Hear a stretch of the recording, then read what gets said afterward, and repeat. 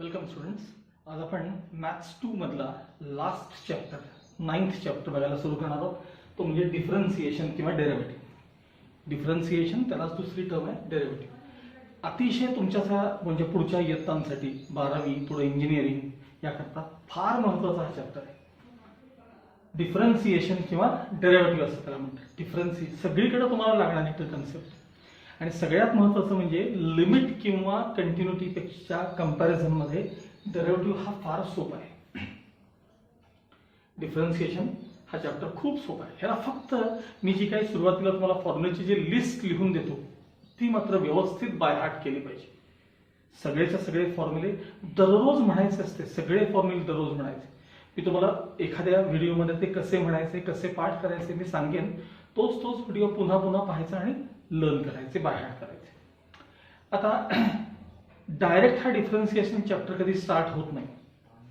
सगळ्यात पहिल्यांदा आपल्याला डेरिव्हेटिव्हचे फॉर्म्युले काय आहेत, डेरिव्हेटिव्ह म्हणजे काय, त्याची डेफिनेशन काय ती पहिली बघायला लागते. सोपी डेफिनेशन तुम्हाला मी सांगतो. डेफिनेशन झाल्यानंतर ते जे मी तुम्हाला फॉर्म्युलेची लिस्ट जे म्हटलं की नाही त्या सगळ्यांचे तुम्हाला प्रूफ द्यावे लागतात. साधारण 3 ते 4 थेरी क्वेश्चन्स त्याच्यामध्ये येतात.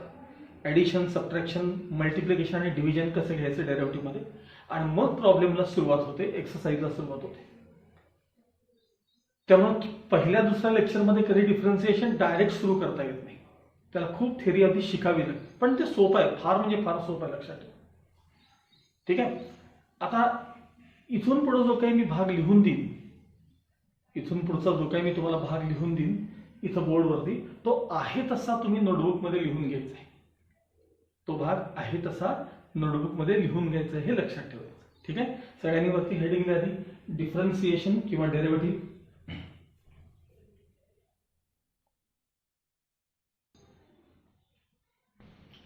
ओके, हेडिंग लिहून झालं सगळ्यांचं. पहिला सगळ्यात पहिले डेफिनेशन असेल. Definition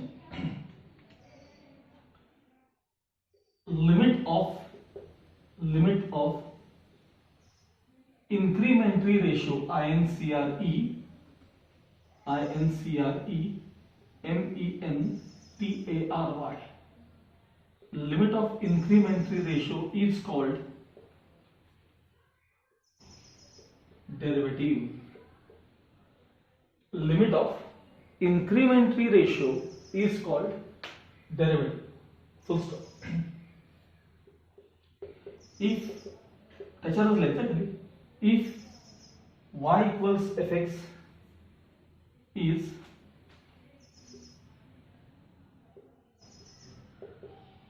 any given function,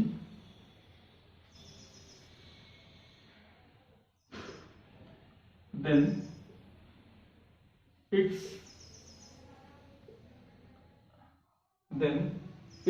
derivative is denoted by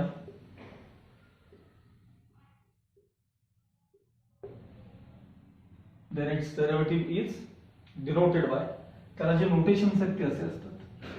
dy by dx, f dash x, f dash असंच वाचायचं, f dash x, y dash,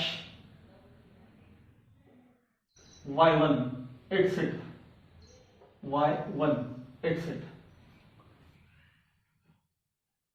Then the derivative is denoted by dy by dx, f dash x, y dash, y1 etc. फक्त लिहित राहायचं बरं का. हे हळूहळू सगळं समजायला लागतं, अवघड अजिबात नाहीये, खूप सोपं आहे. सगळ्यात पहिली डेफिनेशन काय म्हणले, limit of incrementary ratio is called derivative. आता बऱ्याच वेळेला काय होतं माहिती का, इन्क्रीमेंट या शब्दाचा अर्थ मुलं फक्त वाढ किंवा इन्क्रीज अशा अर्थाने घेतात. तर हे जे इन्क्रीमेंट असतं हे पॉझिटिव्ह निगेटिव्ह कसंही असू शकतं. मुळामध्ये डेरिव्हेटिव्ह ही जी टर्म अशी आहे ती limit of incrementary ratio is called derivative. म्हणजे इन्क्रीमेंट मध्ये जो काही म्हणजे एखाद्या गोष्टीमध्ये जो बदल होत असतो, बदल इन्क्रीमेंट किंवा तो डिक्रीमेंट पण असतो, मायनस प्लस काही असू शकतो. तो जो चेंज आहे ना, तो चेंज कोणत्या रेटनं होतोय त्याला डेरिव्हेटिव्ह असं म्हणतात. तो जो चेंज होतो ना त्याला देखील एक लिमिट असतं, लक्षात ठेवा. चेंज होतो म्हणजे काय, एवढ्याच एवढं होत नाही, लक्षात ठेवा. त्याच्यात स्लाइट जो चेंज होतो आणि तो चेंज आहे तो रेट ऑफ चेंज म्हणजे डेरिव्हेटिव्ह. त्याला एक 2 उदाहरण देतो तुम्हाला, एक्झाम्पल लगेच कळेल. म्हणजे थोडक्यात differentiation is nothing but change in something due to something. आणि ते जे ड्यू टू समथिंग आहे त्याला आपण विथ रिस्पेक्ट टू नंतर म्हणायला चालू करणार, विथ रिस्पेक्ट टू समथिंग. आता एक एक्झाम्पल देतो. एखादा तुम्ही सबस्टन्स घेतलात आणि त्याला हीट दिली, त्याला सबस्टन्सला काय केली, हीट दिली. तर हीट दिल्यानंतर त्या सबस्टन्स, तो जो काही तुमच्याकडे असणारा सबस्टन्स आहे त्याला तो एक्सपांड होतो. पण तो एक्सपांड झालेला तुमच्या डोळ्याला दिसत नाही, लक्षात ठेवा. ते जे इन्क्रीमेंट आहे ते इतकं निग्लिजिबल असतं, पण होतो चेंज, त्याच्यामध्ये होतो, तो एक्सपांड होतो. त्याच्या व्हॉल्यूममध्ये स्लाइट फरक पडतो, व्हॉल्यूममध्ये, त्याच्या व्हॉल्यूममध्ये. हा कशामुळे फरक पडला, ड्यू टू हीट. त्या सबस्टन्सला हीट दिल्यामुळे त्याच्यामध्ये चेंज झाला.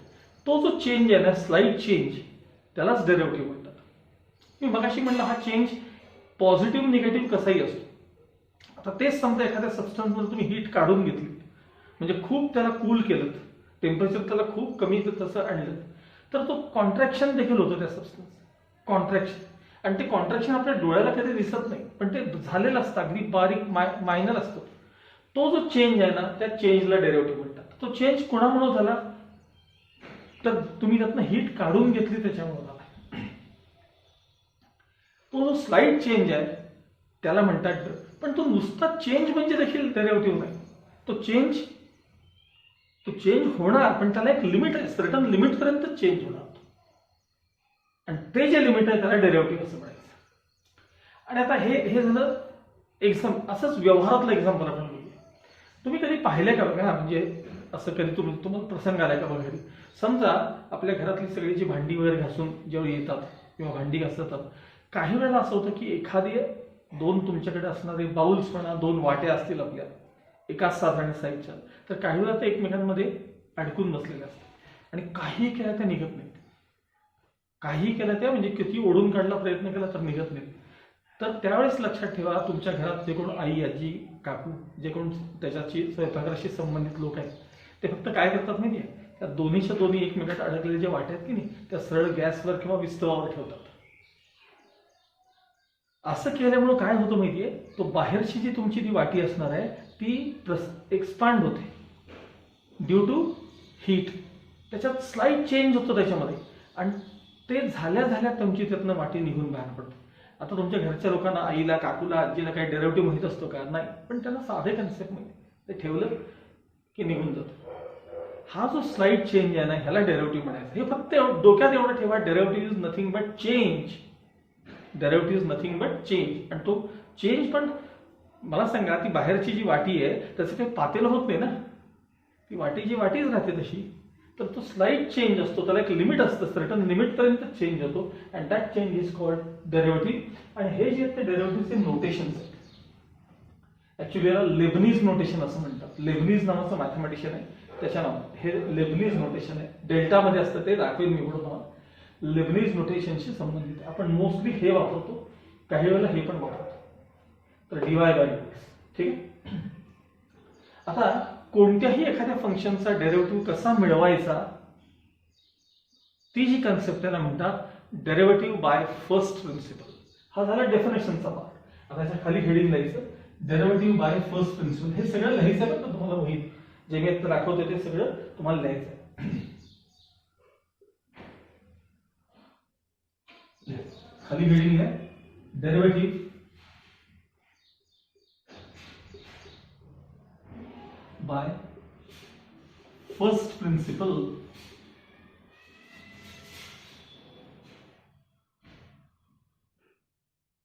म्हणजे कोणत्याही फंक्शनचा जर तुम्हाला डेरिव्हेटिव्ह जर मिळवायचा असेल फर्स्ट टाइम, पहिल्यांदा, तर त्याकरता जे प्रिन्सिपल वापरलं जातं, त्याकरता जी कन्सेप्ट वापरली जाते, त्याकरता जो फॉर्म्युला वापरला जातो, त्याला म्हणतात डेरिव्हेटिव्ह बाय फर्स्ट प्रिन्सिपल. त्याला म्हणतात डेरिव्हेटिव्ह बाय फर्स्ट. हा एकदा आपण फॉर्म्युला डिराईव्ह करून घेतला की याच्या आधारे तुम्हाला मग सगळ्या फंक्शनचे डेरिव्हेटिव्ह तयार करता येतात. म्हणजे एक्स स्क्वेअरचा डेरिव्हेटिव्ह काय, एक्स क्यूबचा डेरिव्हेटिव्ह काय, साइन एक्सचा डेरिव्हेटिव्ह काय, हे जर यायचं असेल तर तुम्हाला फर्स्ट प्रिन्सिपल नावाची कन्सेप्ट पहिल्यांदा क्लिअर होणं आवश्यक आहे. चला, त्याच्या खाली लिहून घ्यायचं.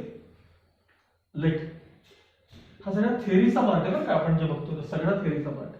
Late y equals F x be any given function.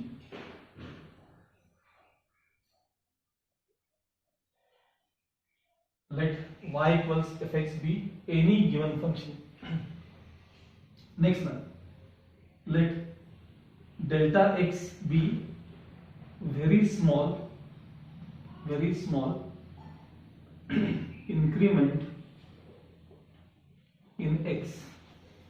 आधी फक्त लिहा आहे, let delta x be very small increment in x, therefore delta y will be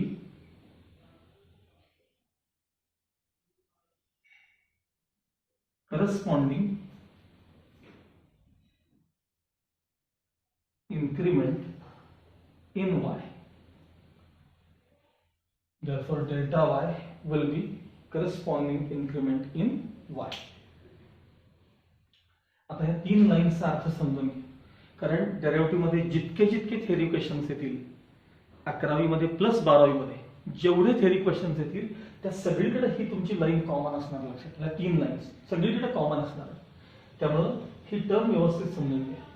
तुम्हाला y इक्वल्स एफ एक्स एखादं फंक्शन दिले, तुम्हाला एक उदाहरण म्हणून तुम्हाला साईडला तिकडे पॅरलल कन्सेप्ट दाखवते बघा. y इक्वल्स एक्स स्क्वेअर असं तुम्हाला फंक्शन दिलं, हे फंक्शन आहे. एफ एक्स म्हणजे काय सांगा, थोडक्यात एक्स स्क्वेअर. y म्हणजेच एफ एक्स म्हणजेच y असतं, हे लक्षात ठेवायचं. मी फंक्शन मध्ये सारखं म्हणायचो बघा, y इक्वल्स एक्स स्क्वेअर, थोडक्यात एफ एक्स म्हणजे एक्स स्क्वेअर, एफ एक्स म्हणजेच y म्हणजेच एफ एक्स. म्हणून तर असं लिहितो आपण y equals F x be any given function. हे तुमचं मूळचं फंक्शन आहे, y इक्वल्स एक्स स्क्वेअर. आता खाली काय लिहिलंय, late delta x be very small increment in x. आता डेरिव्हेटिव्ह मध्ये बऱ्याचदा डेल्टा हे जे नोटेशन आहे, डेल्टा हे जे नोटेशन आहे, तर हे जे नोटेशन आहे डेल्टा, हे नेहमी इथं मोठं करून दाखवलं तुम्हाला, डेल्टा असं म्हणायचं. तर हे जे नोटेशन आहे डेल्टा, हे व्हेरी स्मॉल या अर्थानं वापरलं जातं. डेल्टा म्हणजे व्हेरी स्मॉल. तर late delta x be very small increment in x. मग एक्स मध्ये समजा स्लाइट इन्क्रीमेंट झालं, एक्स ते इन्क्रीमेंट पॉझिटिव्ह निगेटिव्ह कसंही असतं. मी पुन्हा सांगतो, तुम्ही इन्क्रीमेंट म्हणजे फक्त पॉझिटिव्ह अर्थाला घेऊ नका, मायनस पण असतं ते आणि प्लस पण असतं, दोन्ही असू शकतं. Late delta x be very small increment in X. X मध्ये स्लाइट चेंज केला तुम्ही, या एक्स मध्ये स्लाइट चेंज केला, तर मला सांगा एक्स मध्ये चेंज झाला तर वाय तुमचं आहे तसं राहणार आहे का? फंक्शन वाय ची व्हॅल्यू आहे तशी राहणार आहे का? नाही, ती पण बदलणार आहे. म्हणजे वाय मध्ये देखील चेंज होणार आहे, आणि तो चेंज म्हणजेच डेल्टा वाय. वाय मधला चेंज म्हणजे डेल्टा वाय, एक्स मधला चेंज म्हणजे डेल्टा एक्स. डेल्टा झेड म्हणलं की झेड मधला चेंज, डेल्टा पी म्हणलं की change in p, delta m म्हणजे change in m, change in volume dv, change in mass dm, by due to ते नंतर बघूया आपण, बाय डी एक्स येतं, बाय डी वाय ते काय आपण नंतर बघू. तर एवढं फक्त समजून घ्या. तर वाय इक्वल्स एक्स स्क्वेअर असं फंक्शन आहे. म्हणजे समजा सुरुवातीला तुमची एक्स ची व्हॅल्यू 2 असेल असं समजा. जर एक्स 2 असेल तर त्यावेळी वायचा आन्सर म्हणजे एफ एक्सचा आन्सर 2 चा स्क्वेअर 4 येणार तुम्ही सांगा. मग आपण एक्स मध्ये जर स्लाइट इन्क्रीमेंट केलं म्हणजे एक्स ची व्हॅल्यू 2 च्या जागी 2.1, म्हणजे ह्यातला जो बदल आहे की नाही, ह्यातला जो बदल डेल्टा एक्स, हा डेल्टा एक्स 0.1 एवढा आहे. 2 से 2.1 झाले. तर मला सांगा, जर 2 च्या जागी आता 2.1 रिप्लेस केले तर त्याचा स्क्वेअर केल्यानंतर y ची व्हॅल्यू पूर्वी इतकीच 4 राहणार आहे का ती व्हॅल्यू थोडीशी बदलणार आहे? सांगा, अर्थात थोडीशी बदलणार आहे. म्हणजे y मधला जो चेंज झाला तर y ची व्हॅल्यू जी येईल तुम्हाला, जर x च्या जागी 2.1 रिप्लेस केले आणि त्याचा स्क्वेअर केला, 2.1 चा स्क्वेअर जर केला तर साधारण 4.4 होईल काही. त्यामुळे y मध्ये जो चेंज झाला तो डेल्टा y. y पूर्वी 4 होते, आता 4.41 झाले, म्हणजे तो जो चेंज आहे तो 0.41 इतका आहे. हा चेंज झाला कशामुळे झाला सांगा, ड्यू टू किंवा विथ रिस्पेक्ट टू कशामुळे झाला, तर चेंज इन एक्स मुळे झाला. त्या डेल्टा एक्स मुळे तुमचा चेंज झाला. एक्स मध्ये तुम्ही चेंज केला म्हणून वाय मध्ये चेंज झाला. एक्स मध्ये जर काही बदल केले नसता तर वाय तुमचा आहे तसा राहिला असता. म्हणून आपण असं लिहिलंय, लेट, आता ही लाईन कळली का बघा, let Y equals F x be any given function. Let delta x be very small increment in X. X मधलं इन्क्रीमेंट असेल तर delta Y will be corresponding increment in Y. Y मधला जो change आहे तो काय सांगा, डेल्टा वाय इतकं. बरं, मग आता बघा, हे तुमचं मूळचं फंक्शन होतं, तुम्ही एक्स मध्ये बदल केला, फंक्शन आहे तसं, पण एक्स मध्ये चेंज हा एक्स मध्ये करायचा, त्यामुळे वाय मध्ये चेंज झालं. म्हणजे थोडक्यात काय झालं सांगा, वाय मधला चेंज म्हणजे वाय प्लस डेल्टा वाय झाला. बघा, वाय मध्ये चेंज जो झाला ना, तो वाय पूर्वी किती होतं 4, वाय पूर्वी किती होता 4, त्याच्यात एवढा चेंज झाला की नाही, हे म्हणजे वाय होतं आणि हे कोण होतं सांगा, डेल्टा वाय होतं ना. म्हणजे वाय मध्ये जो बदल झाला तो काय झाला सांगा, बघा वाय मधला change Y plus delta y. हा कशामुळे झाला सांगा, फंक्शन ऑफ. मला सांगा, तुम्ही स्क्वेअर हे फंक्शन होतं, स्क्वेअर इथं फंक्शन तुम्ही बदललं का नाही, स्क्वेअर हा स्क्वेअरच ठेवला तो, फक्त काय केलं, एक्स मध्ये चेंज झाल्यामुळं तो वाय मध्ये काय चेंज झाला ते बघितलं. म्हणजे एक्स मध्ये आपण काय चेंज केलं होतं सांगा, एक्स मध्ये काय चेंज केला होता, डेल्टा एक्स. हे बघा, पूर्वी एक्स किती होते, 2 होते, आता 2 मध्ये तुम्ही काय केलं, 2.1 म्हणजे 0.1 थोडक्यात त्यात ऍड केले. हा एक्स आहे आणि हा डेल्टा एक्स आहे, आणि तुम्ही ह्याचा स्क्वेअर केला, हे स्क्वेअर म्हणजेच तुमचं फंक्शन आहे, लक्षात ठेवा. म्हणजे हे एफ ऑफ हे बघा, हे फंक्शन एक्स मध्ये चेंज झाला, x plus delta x. X मध्ये जो चेंज झाला तो काय झाला, एक्स प्लस डेल्टा एक्स. बघा, हा वाय मधला चेंज, हा एक्स मधला चेंज. आता वाय आरएचएस मध्ये ट्रान्सफर करतो, म्हणजे delta Y plus F of x plus delta x minus Y. F of x plus delta x minus Y. ठीक आहे, थोडंसं वरचा पाठ करून घ्या.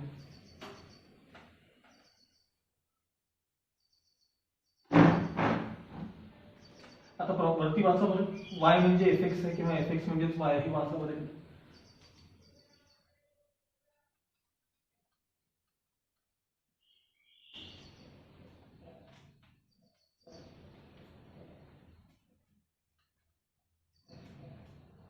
ओके, लक्ष. आता यामध्ये आपण y रिप्लेस करणार आहोत, म्हणजे delta y equals F of x plus delta x as it is minus Y म्हणजे एफएक्स. वाय म्हणजे एफएक्स. आता डेफिनेशन कडे जाऊया आपण. पहिले मी एक तर लिहून घेतो आधी, मग डेल्टा एक्स ने का डिवाइड केले हे आपण डेफिनेशन मध्ये ठरवूया. पुढची स्टेप घ्यायची, डिवाइडिंग बोथ साइड्स बाय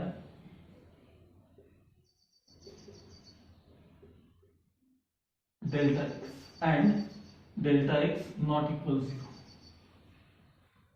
दोन गोष्टी आहेत, हे डेल्टा एक्स नॉट इक्वल 0 घ्यायचं कारण दोन गोष्टी आहेत. एक तर तुम्हाला इन्क्रिमेंटरी रेशोचं लिमिट घ्यायचं आहे. आपण इन्क्रिमेंटरी रेशो म्हणजे काय, तर दोन इन्क्रिमेंट्स मधला रेशो. मग रेशो म्हणजे डिव्हिजन, रेशो म्हणजे डिव्हिजन. मग एक इन्क्रिमेंट तुम्हाला डेल्टा वाय हे माहित झाले बघा, हे डेल्टा वाय हे एक इन्क्रिमेंट. मग रेशो घेण्यासाठी दुसरं इन्क्रिमेंट पाहिजे. मग डेल्टा वाय हे कोणामधलं इन्क्रिमेंट असतं, वाय मधलं. मग दुसरं इन्क्रिमेंट कशामध्ये, तर एक्स मध्ये. त्याच्यामुळे तर झालं ना हे एक्स मध्ये इन्क्रिमेंट केलं, म्हणून तो रेशो आणण्यासाठी आपण dividing both sides by delta x. मग डेल्टा एक्स नॉट इक्वल 0 का लिहितो आपण, तर पहिली गोष्ट जी टर्म तुमच्या डिनॉमिनेटर मध्ये आहे ती कधी 0 असता कामा नये, आणि ती 0 असूच शकत नाही कारण डेल्टा एक्स हे एक्स मधलं इन्क्रिमेंट आहे. मला सांगा, एखादं इन्क्रिमेंट कधी 0 असेल का रे? म्हणजे तुम्हाला 4 मार्क, समजा एखाद्या क्वेश्चनला तुम्हाला 4 मार्क्स मिळाले, 4 मार्क एखाद्या क्वेश्चनला म्हणतो, परीक्षेत एखादा प्रश्न सोडवला तुम्हाला 4 मार्क्स त्याला मिळाले, आणि तुम्हाला असं वाटतं की आपलं बरंच काही बरोबर आहे, आपल्याला एक अर्धा मार्क सरांनी आणखी द्यावा, तर अर्धा मार्क हे तुमचं इन्क्रिमेंट आहे. मग समजा तुम्हाला हे हाफ इन्क्रिमेंट मिळालं तर ते 4 चे 4.5 होतील किंवा 5 होतील, जे काय मिळते. पण तुमचं इन्क्रिमेंटच जर 0 असेल तर मार्क 4 चे 4च राहिले ना, त्यात काही बदल होत नाही. त्यामुळे ही टर्म इन्क्रिमेंट हे कायम नॉन 0 असतं, लक्षात ठेवा. अर्थात जर 0 असेल तर ते वाढणार पण नाही आणि कमी पण होणार नाही. त्यामुळे ही टर्म कायम काय असते, नॉन 0 असते. लक्षात आलं?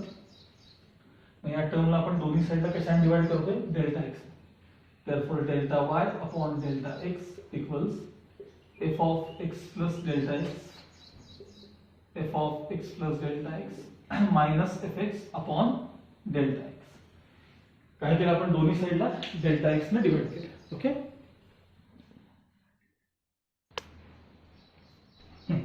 आता डेल्टा वाय हे वाय मधलं इन्क्रिमेंट, डेल्टा एक्स हे एक्स मधलं इन्क्रिमेंट आणि दोन इन्क्रिमेंटचा रेशो म्हणजेच delta Y upon delta x. या दोन इन्क्रिमेंटचा रेशो आहे. आता आपल्या डेफिनेशनकडे या. पहिल्या लाईनमध्ये तुम्ही लिहिली आहे बघा वहीमध्ये, limit of incrementary ratio, limit of incrementary ratio is called derivative. मला सांगा, लिमिट घेताना तुमचं नेहमी 0/0चा फॉर्म असतो की नाही लिमिट घेत असताना. मग जर हा किंवा हा 0/0चा फॉर्म यायचा असेल तर ही टर्म काय असली पाहिजे सांगा, टेंड्स टू 0 असली पाहिजे. मग तुम्हाला 0 कसा मिळतो फॉर्म दाखवतो तुम्हाला. ठेवा. देअरफॉर पुढच्या स्टेप मध्ये आधी असं लिहूया आपण, taking limits on both sides as delta x tends to 0. डाव्या बाजूला बघा, limit as delta x tends to 0 of delta y upon delta x equals limit as delta x tends to 0 of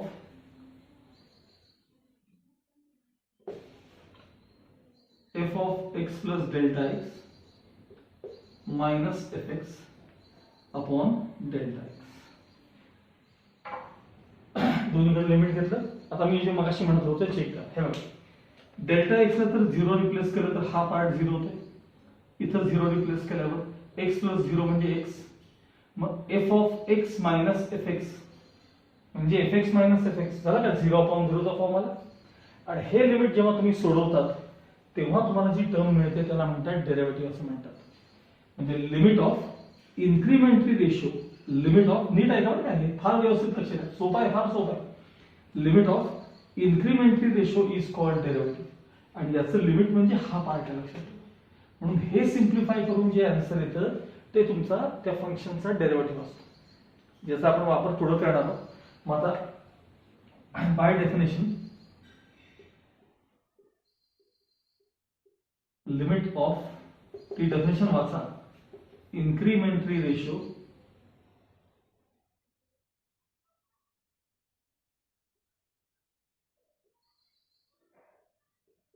is called derivative. आणि derivative करता आपण notation काय वापरतो सांगा, dy by dx किंवा f डॅश x किंवा y dash किंवा y1. सुरुवातीला आपण dy बाय dx वापरूया. हे बघा, इन्क्रिमेंटरी रेशोचं जे लिमिट आहे, इन्क्रिमेंटरी रेशोचं लिमिट त्यालाच डेरिव्हेटिव्ह म्हणतात. dy बाय dx म्हणजे थोडक्यात derivative of y with respect to x म्हणजे change in y due to change in x. y मध्ये झालेला बदल कशामुळे, x मध्ये झालेल्या बदलामुळे किंवा चेंजमुळे, त्याला डेरिव्हेटिव्ह म्हणतात. आणि तो डेरिव्हेटिव्ह कॅल्क्युलेट करायचा, आता हा फॉर्म्युला तयार झाला तुमचा, तो तसाच ठेवायचा. Limit as delta x tends to 0 of f of x plus delta x minus fx upon delta x. याच्या खाली असं लिहायचं, याच्या खाली लिहायचं, this is known as derivative by first principle. मी इथे लिहितो, this is known as derivative by first principal.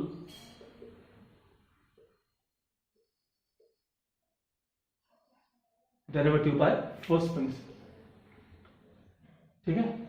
आता याचा वापर करून तुम्ही वेगवेगळ्या फंक्शनचे पहिल्यांदा डेरिव्हेटिव्ह मिळवायचे असतात, मग ते पाठ करायचे असतात आणि मग ते डायरेक्ट वापरायचे असतात.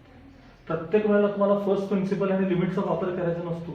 फक्त सुरुवातीला मी जे काही फॉर्म्युलेची लिस्ट लिहून देईल त्याचा प्रूफ देण्यासाठी याचा एकदा वापर करून घेतलात की मग ते डायरेक्ट तुम्हाला वापरता येतात. डेरिव्हेटिव्ह फक्त सुरुवातीला 3-4 लेक्चर जरा विचित्र वाटतं, पण फार म्हणजे फार सोपं आहे, लक्षात ठेवा. खूप खूप सोपं आहे डेरिव्हेटिव्ह. ॲज कम्पेअर, मी तुम्हाला कंटिन्युटीच्या वेळी सारखं सांगायचो हे सोपं नाही आहे, हे अवघड आहे, हे अवघड आहे. तसं हे अजिबात नाही आहे, खूप म्हणजे खूप सोपं आहे, लक्षात ठेवा. हा फर्स्ट प्रिन्सिपलचा फॉर्म्युला पाठ करायचा. आणखी एक गोष्ट, डेरिव्हेटिव्ह मध्ये थेरी क्वेश्चन ज्यावेळी आपण बघत असतो, आता हा एक थेरीचाच पार्ट आहे, लक्षात ठेवा. तर थेरी क्वेश्चनचा ज्यावेळी आपण पार्ट पाहतो त्यावेळी सारखं आपल्याला डेल्टा एक्स डेल्टा वाय असे नोटेशन्स येतात.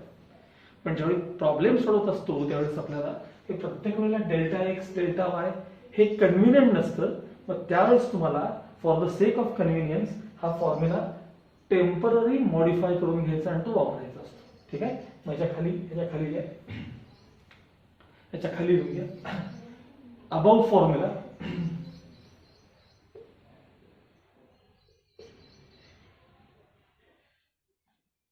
can also be used as follows.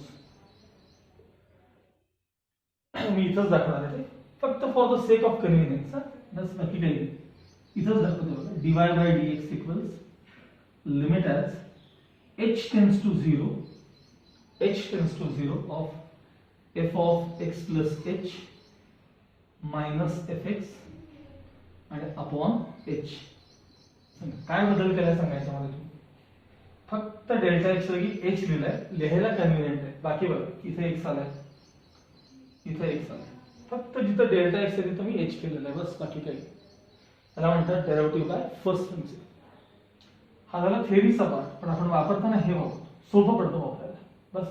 प्रत्येक वेळा डेल्टा एक्स लिहिण्यापेक्षा हे लिहिणं केव्हाही सोपं. त्याला म्हणायचं डेरिव्हेटिव्ह बाय फर्स्ट प्रिन्सिपल. ठीक आहे. आता मी ह्याच्या खाली तुम्हाला एक फॉर्म्युल्याची लिस्ट लिहून देणार. साधारण एक 20-22 फॉर्म्युले आहेत, त्याची लिस्ट लिहून देणार आहे. ती मी लिहितो तशी फक्त बघून आहे तशी लिहून घ्यायची. आणि एकदा ते लिहून झाले फॉर्म्युले की मग त्याचा मी तुम्हाला प्रूफ देणार. आणि तो प्रूफ देताना आपण ह्याचा वापर करायचा. तो प्रूफ देताना यायचा.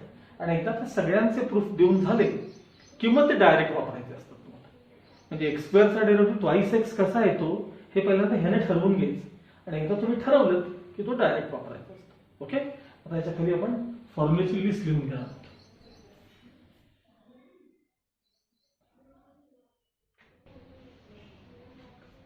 असं लिहिलंय लिस्ट ऑफ फॉर्म्युले.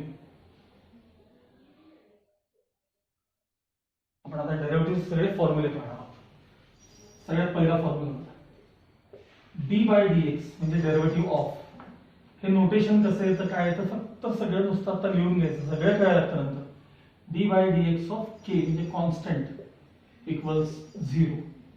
ब्रॅकेट मध्ये लिहा k is constant. D by dx of constant equals 0 किंवा डेरिव्हेटिव्ह ऑफ कॉन्स्टंट इक्वल्स 0 असं वाचतात. Derivative of constant equals 0. तुम्ही आता फक्त लिहायचं आहे. हे कसं पाठ करायचं हे सांगणार आहे, याचे प्रूफ देणार आहे मी तुम्हाला. म्हणजे असं का लिहितात D by dx of K असं का लिहितात हेही कळेल तुम्हाला. Next D by dx of X raise to N. ह्याला ब्रॅकेट केलं तरी चालतं आणि नाही केलं तरी चालतं. D by dx of X raise to N N into X raise to N minus 1. तीसरा formula derivative of X raise to N N into X raise to N minus 1. D by dx of A raise to X log a. Derivative of a raised to x log a. dy dx of e raised to x equals e raised to x. Actually याच्या पुढे log e असतं पण ते log e म्हणजे 1 आहे त्यामुळे लिहिला जात नाही. हा derivative of e raised to x. Okay. Next.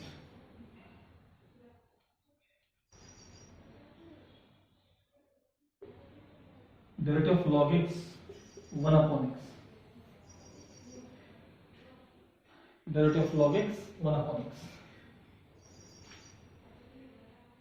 And derivative of 1 upon x minus 1 upon x square.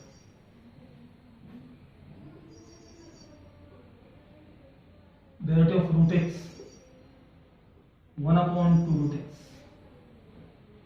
Derivative of root x 1 upon 2 root x.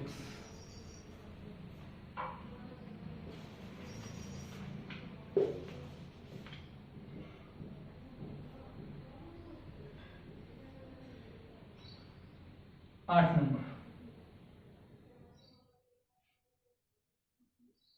D by D x of sine X. इतना तर trigonometry सुरू होतं.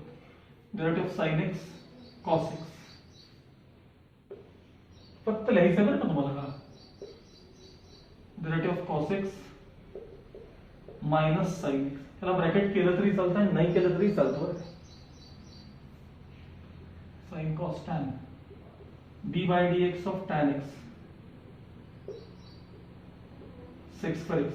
ह्या सगळ्यांना तुम्हाला proof आहेत बरं का, काळजी करू नका. हे फक्त आता लिहायचे, मग याचे सगळ्याचे प्रूफ द्यायचे, मग ते पाठ करायचे आणि मग डायरेक्ट वापरायचं असं असतं ते. Derivative of tan x sex पर एक्स, derivative of cot x minus cosecs पर एक्स, sin cos tan cot sec, derivative of sec x tan x,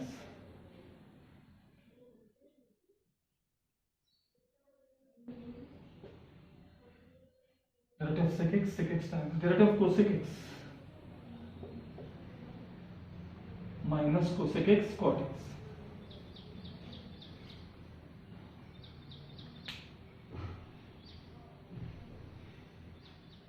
बरं, आता इथून पुढे जे देतोय की मी 14 पासून, हे तुम्हाला 11वीत लागत नाहीत, हे सगळे 12वीत लागतात. पण ती लिस्ट एकदाच पूर्ण आपण करून घ्यायची, 11वी आणि 12वी दोघांची एकत्र. हे सगळे इन्व्हर्स ट्रिग्नोमेट्रिक फंक्शनचे जे डेरिव्हेटिव्ह आहेत, इन्व्हर्स ट्रिग्नोमेट्रिक फंक्शन, हे फक्त 12वीत लागतात ना. आता फक्त लिहून घ्या नुसतं, पाठ मात्र करायचेच. आता काय नाही 12वीत काय, लगेच येणारच आहे तुम्हाला 12वीमध्ये. 14 number, d by dx of sin inverse x, d by dx of sin inverse x, 1 upon root of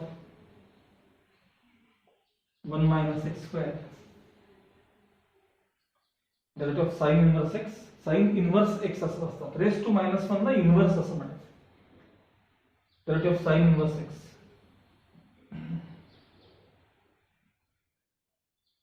d by dx of cos inverse x म्हणजेच derivative of cos inverse x equals minus 1 upon root of 1 minus x square,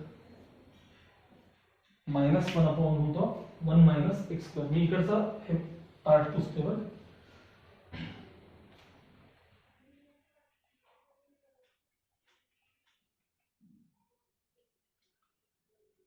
sine cos झालं, आता tan नंतर सोडा.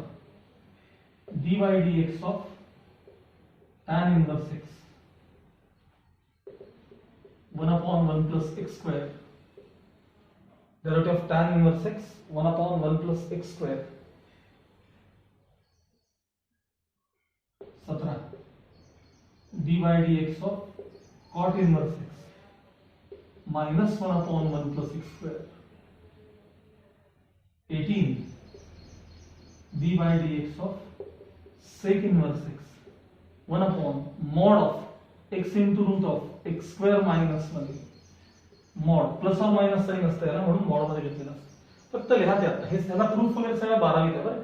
हे बघा इथून कुठे गेले ते, 14 पासून जे काही मी इन्व्हर्सचे सगळे आपण देतो ना, ह्याला 12वी मध्ये प्रूफ आहे. आत्ता प्रूफ त्याला नाही, केवळ पाठ करण्यासाठी लिहून घे.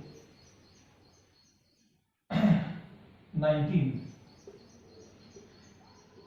d by dx of cosec inverse x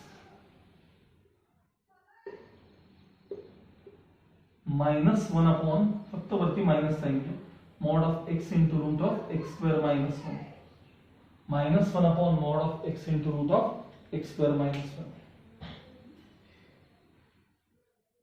ठीक आहे, 19 पर्यंत झाले.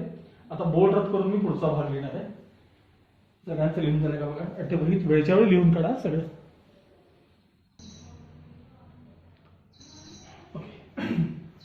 20th नंबर बघा, d by dx of bracket मध्ये u प्लस और मायनस v, प्लस किंवा minus equals du by dx plus और मायनस dv by dx. याचा अर्थ असा, ब्रॅकेट मध्ये लिहायचं, that is derivative of sum oblique difference is equal to sum oblique difference of separate derivatives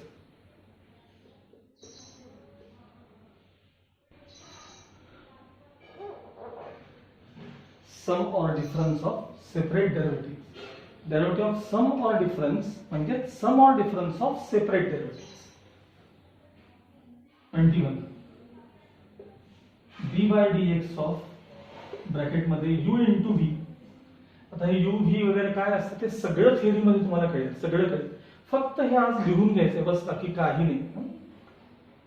you into v म्हणजे product आहे. U into d v by D x plus v into d u by D x. याला म्हणतात product rule. याला म्हणतात product rule. ह्याच्या खाली फक्त मी हे हा थेअरीचा पार्ट आहे बरं का, हा थेअरी क्वेश्चन आहे. ह्याला प्रूफ द्यायचा आहे आपल्याला, काळजी करू नका, सगळ्याला प्रूफ आहे तुम्हाला. फक्त इन्व्हर्सला 12 मिनिट, इन्व्हर्सला 12 मिनिट. माझ्या खाली आपल्याला कळण्यासाठी असं लिहायचं, that is d by D x of, फक्त असं लिहा, रोमन फर्स्ट आणि सेकंड असे नंबर टाका, रोमन फर्स्ट आणि सेकंड. यू आणि व्ही च्या ऐवजी हे पाठ करायला सोपं असतं ह्याच्यापेक्षा. हा first into d by D x of second plus second into d by D x of first. हे पाठ करायला सोपं आहे बघा याच्यापेक्षा. आपण हे असं पाठ करतो नाही, हे असं काही पुस्तकात नसतं बरं का, हे काही नसतं, हेच वरचाच पार्ट असतो. हे आपल्याला कळण्यासाठी. आणि आता last d by D x of, sorry, d by D x of ब्रॅकेटमध्ये यू अपॉन व्ही. हे मल्टिप्लिकेशन झालं, हे डिव्हिजन झालं, हे ऍडिशन सबट्रॅक्शन झालं. त्यात प्लस और मायनस दोन्ही एकत्र घेतले. V into d u by D x minus u into d v by D x upon v square. याला म्हणतात QUOTIENT, कोशंट रूल म्हणतात. त्याचं नाव आहे कोशंट रूल. आणि आपण जे पाठ करतो ते असं पाठ करतो, d by D x of, ह्यालाच खाली दॅट इज आहे एन आणि डी लिहायचं. एन म्हणजे न्यूमरेटर, डी म्हणजे डिनॉमिनेटर. एन म्हणजे न्यूमरेटर, डी म्हणजे डिनॉमिनेटर, इक्वल्स. बघा डिनॉमिनेटर DENO असं पूर्ण द्यायचं बरं का, denominator into d by D x of numerator NUM minus numerator into d by D x of numerator into d by D x of denominator upon denominator square. हे आपण असं पाठ करायचं.